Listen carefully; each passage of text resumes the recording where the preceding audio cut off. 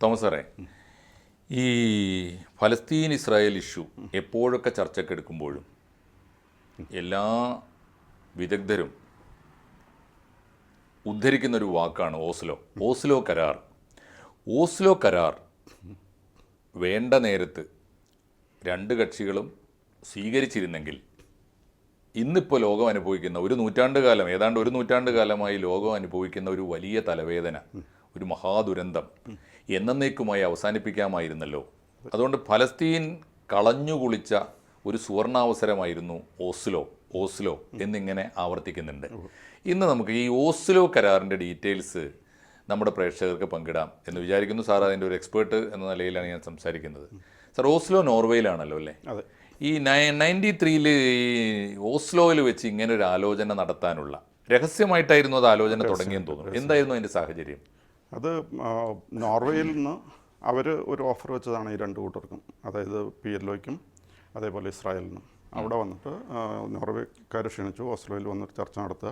അത് രഹസ്യമായിട്ട് വെച്ചതിൻ്റെ കാര്യം എന്താണെന്ന് വെച്ച് കഴിഞ്ഞാൽ ഇസ്രായേലിന് PLO ആയിട്ട് ഇടപെടാൻ മോശമായിരുന്നു. കാരണം അക്കോർഡിംഗ് ടു ദം PLO എന്ന് പറഞ്ഞാൽ nothing but A terrorist organisation എന്നുള്ളതായിരുന്നു അവരുടെ മാത്രമാണ്, അവർക്ക് രാജ്യമല്ല. അന്ന് അത്രേ കണക്കാക്കുന്നുള്ളൂ. ഇനി ഈ PLOയ്ക്കാണെങ്കിൽ ഇസ്രായേലിനെ അവരൊരു കൺട്രി ആയിട്ടോ ഒന്നും അക്സെപ്റ്റ് ചെയ്തിട്ടില്ല. ദേ ഹാവൻ റെക്കഗ്നൈസ്ഡ് എന്നുള്ളതാണ് അന്നത്തെ പൊസിഷൻ. അപ്പോൾ അതുകൊണ്ട് അവർക്ക് ഇസ്രായേലായിട്ട് ചർച്ച ചെയ്യുന്നത് വളരെ മോശമാണ്. അപ്പോൾ പബ്ലിക്കായിട്ട് ഇവർക്ക് അങ്ങോട്ടും ഇങ്ങോട്ടും ഇടപെടാൻ പറ്റില്ല. എന്നാൽ ഈ പ്രശ്നം എങ്ങനെയെങ്കിലും തീർക്കണമെന്ന് മോഹമുണ്ട്.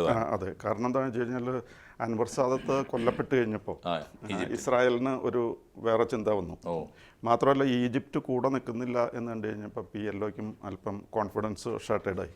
ഇപ്പോൾ രണ്ടു കൂട്ടർക്ക് ഇതിൽ നിന്നൊരു പരിഹാരം വേണം എന്ന ചിന്ത ഉണ്ടായിരുന്നു. പുറത്ത് കാണിക്കില്ലെങ്കിലും ഇങ്ങനെ ഒരു ഓഫർ വന്നു കഴിഞ്ഞപ്പോൾ വേഗം തന്നെ ഇത് ചർച്ച ചെയ്യാനായിട്ട് അങ്ങോട്ട് പോയി. രണ്ടുപേരും ഒരു മധ്യസ്ഥൻ്റെ വിളി കാത്തിരിക്കുകയായിരുന്നു. അതെ. അപ്പോൾ ഇസ്രായേലിൻ്റെ ഭാഗത്തുനിന്ന് ഷിമോൺ പെരസ് ആണ് ഷിമോൺ പെരസ്. അതേപോലെ PLOയുടെ ഭാഗത്തുനിന്ന് മഹ്മൂദ് അബ്ബാസ് ആണ് പോയത്. ഇന്നത്തെ അൽ ഫത്തഹിൻ്റെ അവിടുത്തെ ഈജിപ്ഷ്യൻ പ്രസിഡന്റ്, പലസ്തീൻ പ്രസിഡന്റ്. അതെ. അപ്പോൾ അങ്ങനെയാണ് ചർച്ച ആരംഭിച്ചത്. അപ്പോൾ ആദ്യമൊക്കെ തമ്മിൽ ഭയങ്കര എതിർപ്പായിരുന്നെങ്കിലും കൺസെഷൻസ് എന്തെങ്കിലും ചെയ്യാൻ പറ്റുമെന്നുള്ളൊരു ചിന്ത അവർ പങ്കുവച്ചു. ആദ്യം രണ്ടു കൂട്ടരും അഡമൻ്റായ വാശി പിടിച്ച് അപ്പോൾ ഈ PLO പറഞ്ഞു ഞങ്ങൾ നിങ്ങളെ ഒരു രാഷ്ട്രമായിട്ട് അംഗീകരിക്കാം. ഏകദേശം എന്നായിരുന്നു സാർ അതിൻ്റെ ഡേറ്റ്? എന്നായിരുന്നു? 1993. അത് സെപ്റ്റംബർ ആയപ്പോഴേക്കുമാണ് അക്കോർഡ് സൈൻ ചെയ്തത്. ഡ്യൂറേഷൻ എത്ര സമയം എടുത്തിട്ടുണ്ടാവും? എത്ര ദിവസം എടുത്തിട്ടുണ്ടാവും ചർച്ച? അവിടെ മേ ബി 1 or 2 months ചർച്ചകളൊക്കെ ഒരുവിധമായി. പിന്നെ 93 സെപ്റ്റംബർ 13 ഇത് ഒപ്പുവെച്ചത്. 93 അപ്പോൾ അവർ തമ്മിൽ പറഞ്ഞ് സ്വകാര്യമായി ഒപ്പുവെച്ചത് സെപ്റ്റംബർ 13 അല്ല, സ്വകാര്യമല്ല, പബ്ലിക്കായിട്ട് വാഷിങ്ടണിൽ വന്നിട്ടാണ്. അവിടെ വെച്ചല്ല ഒപ്പുവെച്ചത്. അവിടെ നോർവേയിൽ നിന്ന് അവർ അമേരിക്കയിൽ വന്നു. അപ്പോൾ നോർവേയിൽ വെച്ചൊരു തീരുമാനത്തിലെത്തി. അപ്പോൾ ഇസ്രായേൽ പറഞ്ഞു നിങ്ങൾക്ക് വേണ്ട സൗകര്യങ്ങൾ ഞങ്ങൾ ചെയ്യാം. പാലസ്തീൻ പറഞ്ഞു നിങ്ങളൊരു രാഷ്ട്രമായിട്ട് ഞങ്ങൾ അംഗീകരിക്കുന്നു. ഒരു രാഷ്ട്രം എന്നുള്ള രീതിയിൽ സമാധാനത്തിൽ ജീവിക്കാനുള്ള നിങ്ങളുടെ അവകാശം ഞങ്ങൾ അംഗീകരിക്കുന്നു. അതിൻ്റെ കൂട്ടത്തിൽ വേറൊരു കാര്യം കൂടി വളരെ ഇമ്പോർട്ടൻ്റ് ആയിട്ട് പറഞ്ഞു, with this we are giving up terrorism, violence. അതിനില്ല, വയലൻസ് രണ്ടു കൂട്ടരും ഉപേക്ഷിക്കണം എന്നുള്ള തീരുമാനമായി. അപ്പോൾ അത് കേട്ടപ്പോൾ ഇസ്രായേൽ ഒന്നും കൂടി ജനറസായി. ഇസ്രായേൽ പറഞ്ഞു നിങ്ങൾക്ക് ഈ സെൽഫ് ഗവേണൻസിനുള്ള അവസരം തരാം. പിന്നെ മാത്രമല്ല അവിടെ നിന്ന് ഈ ട്രൂപ്സിൻ്റെ ചില റീഡിപ്ലോയ്മെൻ്റൊക്കെ കുറച്ചൊക്കെ കുറയ്ക്കാം. പിന്നെ കൂട്ടത്തിൽ നിങ്ങൾ വേണമെങ്കിൽ എഡ്യൂക്കേഷൻ, മെഡിസിൻ, ഹെൽത്ത്, ടൂറിസം മുതലായ കാര്യങ്ങൾ നിങ്ങൾ വേണമെങ്കിൽ ഏറ്റെടുത്തോ, ഞങ്ങളതിൽ തടസ്സം സൃഷ്ടിക്കില്ല. അപ്പോൾ നിങ്ങൾക്ക് അത്രയും സ്വാതന്ത്ര്യം തരാമെന്ന് പറഞ്ഞു.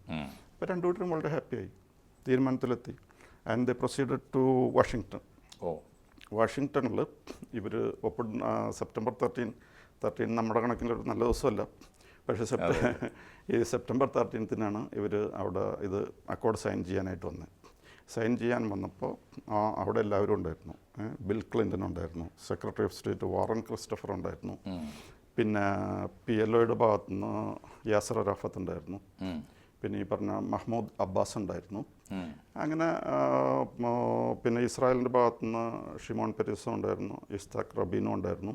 പിന്നെ ഉണ്ടായിരുന്നത് ഈ എന്താ പറയുക നമ്മുടെ റഷ്യയുടെ ഫോറിൻ മിനിസ്റ്റർ ഉണ്ടായിരുന്നു. അപ്പോൾ വേണ്ടപ്പെട്ട ആൾക്കാരെല്ലാവരും അതിന് സഹകരിച്ചിട്ടാണ് ഈ കാര്യം. നോർവേയിൽ നിന്നാരണ്ടേ നോർവേയിൽ നിന്ന് അവര് ഇവിടെ വന്നില്ല സൈൻ ചെയ്യുമ്പോൾ വന്നില്ല. അവർ കാര്യങ്ങളൊക്കെ ഇണക്കി കൊടുത്തു, തീരുമാനാക്കി ലോഹ്യത്തിലാക്കിയിട്ട് വിട്ടു. അങ്ങനെ ഇവർ എല്ലാവരും ഉണ്ടായിരുന്നു. റഷ്യൻ ഫോറിൻ മിനിസ്റ്ററും അതിൽ പങ്കെടുത്തായിരുന്നു. അങ്ങനെ ഈ തീരുമാനത്തിലെത്തി. അപ്പോൾ അക്കോർഡും സൈൻ ചെയ്തു. അക്കോർഡ് സൈൻ ചെയ്ത് കഴിഞ്ഞിട്ട് 1994 ഇതിൻ്റെ പേരിൽ ഇവർക്ക് നൊബേൽ പ്രൈസ് കൊടുത്തു. 3 പേര് കൂടി ഷെയർ ചെയ്തു. ആരൊക്കെ? ഒരാൾ യിത്സാക് റബീൻ, പിന്നെ അതിൻ്റെ കൂട്ടത്തിൽ ഷിമോൺ പെരസ്, പിന്നെ യാസർ അറാഫത്ത്. ഈ 3 പേരും കൂടിയാണ് നൊബേൽ പ്രൈസ് ഷെയർ ചെയ്തത്.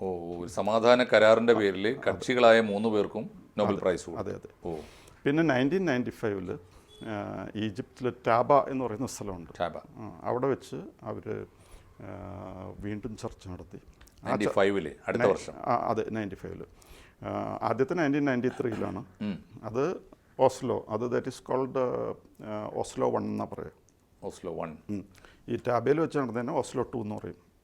ചിലർ ടാബ് അക്കോർഡ് എന്ന് പറയും. എന്നാലും ഓസ്ലോ 1, ഓസ്ലോ 2 എന്നാണ് സാധാരണ. ഇതിൻ്റെ കണ്ടിന്യൂഷനാണ്. അതെ. അപ്പോൾ 95 വന്നു കഴിഞ്ഞപ്പോൾ ഇസ്രായേൽ കുറച്ചുകൂടി കൺസെഷൻ ചെയ്തു. Troop withdrawal from 6 cities and 50 towns. അവർ പിന്മാറി. അവിടെ നിന്ന് പിന്മാറാം എന്ന് പറഞ്ഞു. പിന്നെ അതിൻ്റെ കൂട്ടത്തിൽ വെസ്റ്റ് ബാങ്കിനെ തിരിക്കുന്ന കാര്യം പറഞ്ഞു. പിന്നെ ഈ PA പാലസ്റ്റീൻ അതോറിറ്റിയുടെ ചെയർമാനും കൗൺസിലും ഒക്കെ തിരഞ്ഞെടുക്കുന്നതിനെ പറ്റി അതിലൊരു തീരുമാനമായി. അപ്പോൾ ഇവർ ABC ആയിട്ട് തിരിക്കണം എന്ന് പറഞ്ഞാൽ വെസ്റ്റ് ബാങ്കിനെ 3 ഏരിയാസ് ആയിട്ട് തിരിക്കുകയാണ്. A, B, C. A എന്ന് പറയുന്ന ഏരിയ അതിൻ്റെ സെക്യൂരിറ്റിയും അതേപോലെ അഡ്മിനിസ്ട്രേഷനും അതിൻ്റെ ചുമതല പലസ്തീനായിരുന്നു. കംപ്ലീറ്റ് സ്വയംഭരണം. അതെ. പിന്നെ ഏരിയ B എന്ന് പറയുമ്പോൾ അതിൻ്റെ അഡ്മിനിസ്ട്രേഷൻ ഈ പാലസ്തീനായിരുന്നു. പക്ഷേ സെക്യൂരിറ്റി പാലസ്തീനും ഇസ്രായേലിനും കൂടി കമ്പൈൻഡ് ആയിരുന്നു. സെൻസിറ്റീവ് ഏരിയ ആയിരിക്കും. അതെ. അപ്പോൾ അവർ 2 കൂട്ടരും കൂടി കമ്പൈൻഡ് ആയിട്ടാണ് സെക്യൂരിറ്റി. പിന്നെ ഏരിയ C ഉണ്ട്. ആ സിയുടെ അഡ്മിനിസ്ട്രേഷനും സെക്യൂരിറ്റിയും കംപ്ലീറ്റ് ഇസ്രായേലിനാണ്. ഈ കണ്ടീഷനിലാണ് അവർ ഇത് ഒപ്പുവെച്ചത്. അപ്പോൾ എല്ലാവരും വളരെ ഹാപ്പി. അതാണോ ഈ ഓസ്ലോ കരാറിന്റെ ബേസ്? അതെ അല്ലേ, അതിൻ്റെ ഒരു ബേസിക് സ്ട്രക്ചർ അതാണ്. എന്നുവെച്ചാൽ പലസ്തീൻ്റെ ഭൂപ്രദേശത്തെ 3ആയി തിരിച്ചു. ABC 3 റീജിയൻസ് ആക്കി. അത് അതിൻ്റെ തന്ത്രപ്രധാനം സമാധാനത്തിന് മുൻതൂക്കം നൽകിക്കൊണ്ട്, 1 സമ്പൂർണ്ണമായി പലസ്തീന് അവകാശമുള്ള സ്ഥലം, 2 കൂട്ടർക്കും കൂടി പങ്കിടാവുന്നത്, 3 പൂർണ്ണമായിട്ട് ഇസ്രായേലിന് അവകാശം മീൻസ് അധികാരമുള്ള സ്ഥലം. അതെ. അപ്പോൾ അങ്ങനെ തീരുമാനമൊക്കെ ആയി. ടാബയിൽ ഇവർ മീറ്റ് ചെയ്തു, അക്കോർഡ് സൈൻ ചെയ്തു.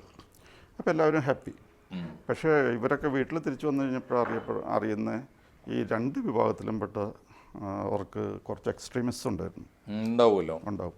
അപ്പോൾ ഇസ്രായേൽ എല്ലാ ആൾക്കാർ പറഞ്ഞു, നമ്മൾ എന്തിനാ ഈ കൺസെഷനൊക്കെ നടത്താൻ പോണേ, നമുക്ക് എന്താ ഇതിൻ്റെ ആവശ്യം, നമ്മൾ we are strong enough to defend. അതേസമയം പാലസ്റ്റീനിലെ ചിലരുടെ ഭാഷ എന്താണെന്ന് വെച്ച് കഴിഞ്ഞാൽ just throw them into the sea, ഈ ഭാഗത്ത് ഇവരെ വേണ്ട എന്നും പറഞ്ഞ് കുറച്ച് പാലസ്റ്റീൻകാർ ഇടപെട്ടു.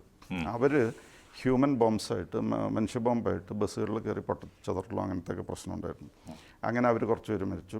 അപ്പോൾ ഇങ്ങനെയൊക്കെ സംഭവം ഉണ്ടായി കഴിഞ്ഞപ്പോൾ ഇസ്രായേലിനും കുറച്ച് എതിർപ്പ് വരാൻ തുടങ്ങി, ഇതിലുള്ള വിശ്വാസം നഷ്ടപ്പെട്ടു തുടങ്ങി.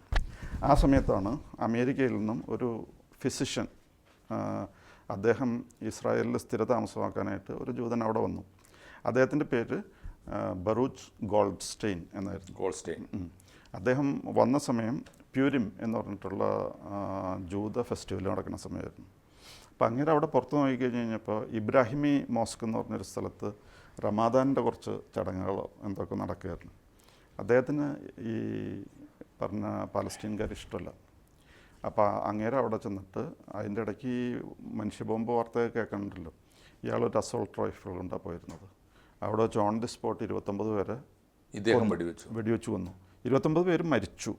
പക്ഷേ അതിൽ കൂടുതൽ ആൾക്കാരെ വെടിവെച്ചു, ഇഞ്ചറി പറ്റി. പക്ഷേ 29 പേര് സക്കം ടു ദെയർ ഇഞ്ചറി.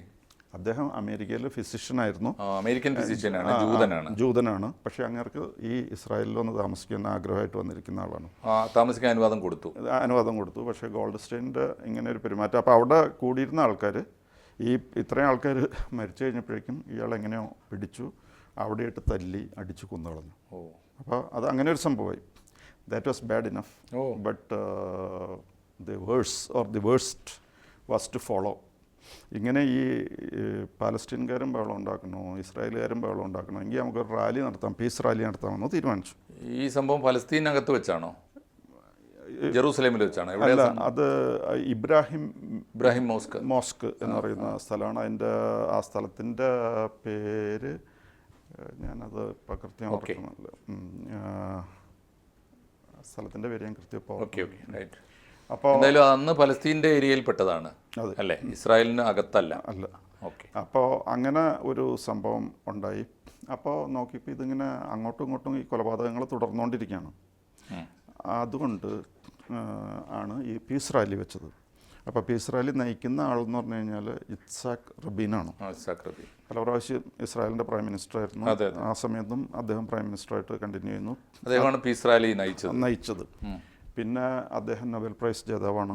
പിന്നെ അത് കൂടാതെ 67 6 ഡേ വാറിൻ്റെ സമയത്ത് അദ്ദേഹം ആയിരുന്നു ചീഫ് ഓഫ് സ്റ്റാഫ് ഇസ്രായേലി പട്ടാളത്തിൻ്റെ. അത്രയും പ്രഗത്ഭനായ വ്യക്തിയാണ്. അതെ അതെ, അദ്ദേഹം അന്ന് സൈനിക തലവനാണ്. സൈനിക തലവനാണ്.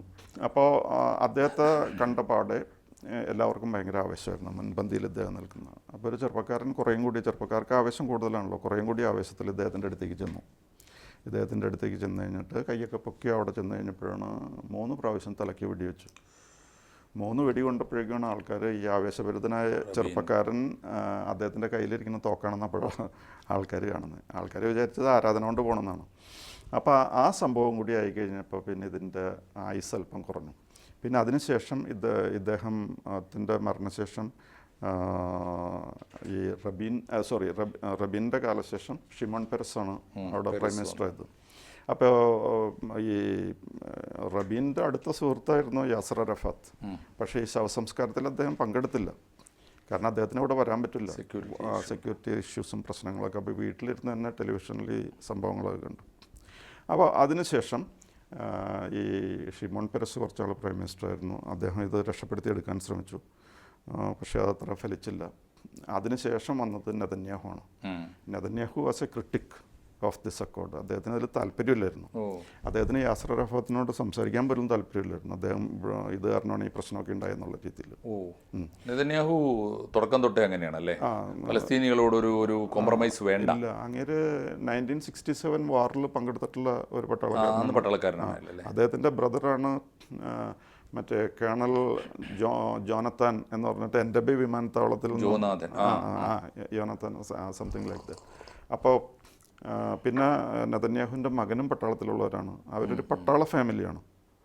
അപ്പോൾ അദ്ദേഹത്തിന് ഈ കൺസെഷൻസും കാര്യങ്ങളിലൊന്നും വലിയ താല്പര്യമില്ലായിരുന്നു. പിന്നെ യാസർ അറഫാത്തായിട്ട് മിണ്ടാൻ താല്പര്യമില്ലായിരുന്നു. പക്ഷേ ബിൽ ക്ലിൻ്റൺ നിർബന്ധിച്ച് വീണ്ടും ഒന്ന് അടുപ്പിക്കാൻ ശ്രമിച്ചു. പക്ഷേ അടുപ്പമൊന്നും കാര്യമായിട്ട് ഉണ്ടായില്ല.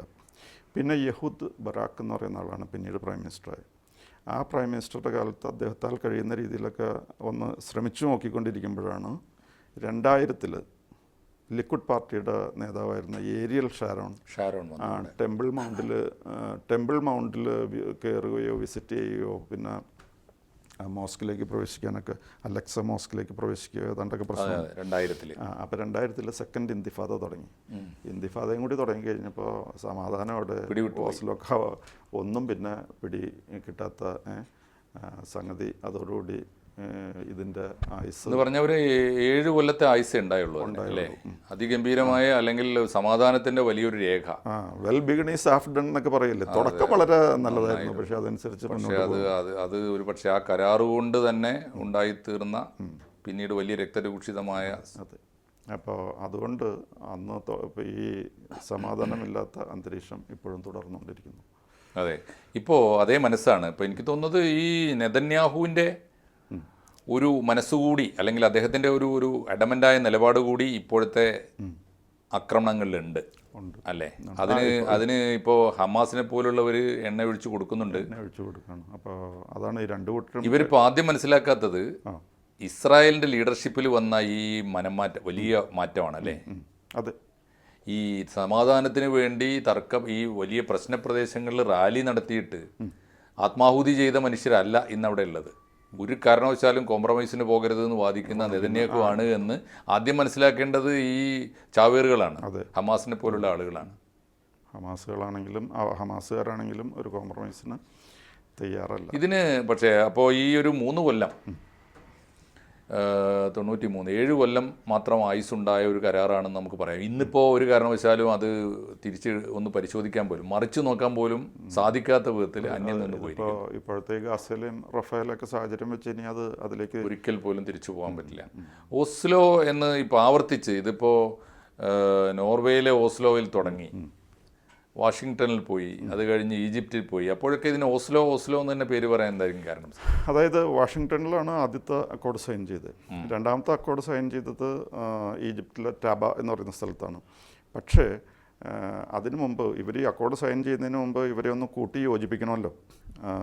ഇസ്രായേലിൻ്റെ കൂടെ ഇരിക്കുന്നത് PLOയ്ക്ക് മോശമായിരുന്നു, PLOയുടെ കൂടി ഇരിക്കുന്നത് ഇസ്രായേലിന് മോശമായിരുന്നു. അതുകൊണ്ട് അവർ തമ്മിൽ കൂടി ഇരിക്കണ കണ്ടു കഴിയുമ്പോൾ ആൾക്കാർ കളിയാക്കും. അതായിരുന്നു അവസ്ഥ. അതുകൊണ്ട് ഈ നോർവേയിലുള്ള ആൾക്കാർ മുൻകൈ എടുത്ത് ഇവരെ കൊണ്ടുവന്ന് ഒരു നെഗോഷിയേറ്റിംഗ് ടേബിളിൻ്റെ 2 വശത്തായിട്ട് ഇരുത്തി ചർച്ച ചെയ്യിപ്പിച്ച് അവിടെയാണ് തീരുമാനം ശരിക്കും ഉണ്ടായത്.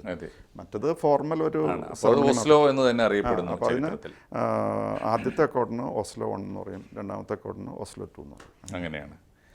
തീർച്ചയായിട്ടും ഇപ്പോൾ കഴിഞ്ഞ 1 കൊല്ലമായിട്ട് ഇസ്രായേൽ ചരിത്രത്തിലെ ഏറ്റവും ഭീകരമായ യുദ്ധം നടന്നുകൊണ്ടിരിക്കുകയാണ്. കഴിഞ്ഞ 1 കൊല്ലമായിട്ട് സമാധാനത്തിൻ്റെ വഴികളെക്കുറിച്ച് ആലോചിക്കാൻ പോലും പറ്റാത്ത തരത്തിലാണ് ഇപ്പോൾ മുന്നോട്ട് പോകുന്നത്. ഈ സമയത്ത് സമാധാനത്തിന് ഉപയുക്തമാകുമായിരുന്ന, എന്നേക്കുമായി ഇസ്രായേലും ഫലസ്തീനും തമ്മിൽ സഹോദരങ്ങളായി പെരുമാറാൻ സാധിക്കുമായിരുന്ന ഒരു കരാറാണ് ചരിത്രത്തിലുള്ള ഓസ്ലോ കരാർ. ആ കരാറിൻ്റെ ഡീറ്റെയിൽസും അതിൻ്റെ സാഹചര്യങ്ങളും കൂടി ഈ സന്ദർഭത്തിൽ ഫലസ്തീൻ ഇസ്രായേൽ ഐക്യത്തെക്കുറിച്ചും സമാധാനത്തെക്കുറിച്ചും ഉത്കണ്ഠയുള്ള എല്ലാ പ്രേക്ഷകരും കാണട്ടെ, കേൾക്കട്ടെ, അതറിയാൻ ഇടവരട്ടെ. തീർച്ചയായിട്ടും ഈ ചർച്ച അതിന് ഉപകരിക്കട്ടെ. നന്ദി സർ. കൂടുതൽ വാർത്തകളും വിശേഷങ്ങളും നിങ്ങളിലേക്ക് എത്താൻ ABC മലയാളം സബ്സ്ക്രൈബ് ചെയ്യുക, ബെൽബട്ടനും അമർത്തുക.